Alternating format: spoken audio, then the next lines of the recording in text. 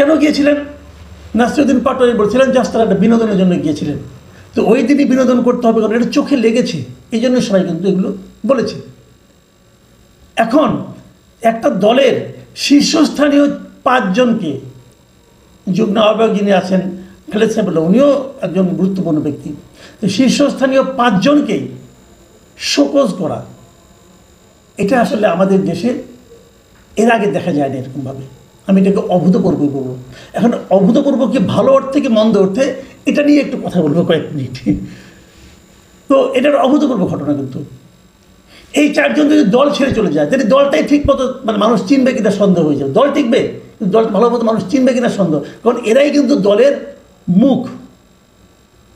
সেই যাদের দিয়ে দল উজ্জ্বল হচ্ছে সেরকম 5 জনকে তারা কিন্তু শোকজ করলো। এবং এই শোকজ করাটাকে কে কীভাবে নিল, এবং এটা ভালো হলো কি মন্দ হলো, আমাদের কি অভিমত, এগুলো একটু আপনাদের সঙ্গে আমি শেয়ার করতে চাই। তার আগে দেখে নেই সেখানে কি লেখা হয়েছে। সবাইকে একই ভাষায় এই শোকজটা করা হয়েছে। শোকজে লেখা হয়েছে, জুলাই অভ্যুত্থানের প্রথম বর্ষপূর্তি ও রাষ্ট্রীয় গুরুত্বপূর্ণ দিবসে আপনি এবং দলের আরও 4 জন কেন্দ্রীয় সদস্য ব্যক্তিগত সফরে কক্সবাজারে গিয়েছেন।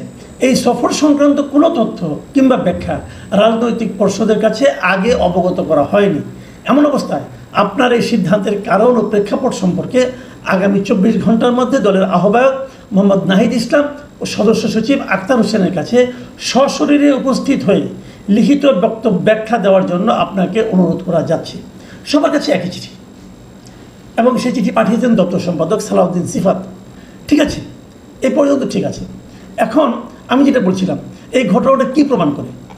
আমাদের এই দেশে কিন্তু এই ধরনের শীর্ষ নেতৃবৃন্দকে শোকজ করার ঘটনা খুব কম ঘটে, এবং ঘটলেও তার জবাবটা কি আসে সেটা আমরা জানতে পারি না। আমি এক্সাম্পল বলি আপনাদেরকে। কিছুদিন আগে এখন যে বিএনপির সবচেয়ে গুরুত্বপূর্ণ দেশে থাকা যারা নেতা আছেন তাদের মধ্যে যে গুরুত্বপূর্ণ নেতা সালাউদ্দিন আহমেদ, উনি যখন কক্সবাজার এয়ারপোর্টে নামলেন বিদেশ থেকে এসে, তখন উনি কিন্তু এস আলমের গাড়ি ব্যবহার করে উনি গাড়ি বহরের মধ্যে উনি ছিলেন।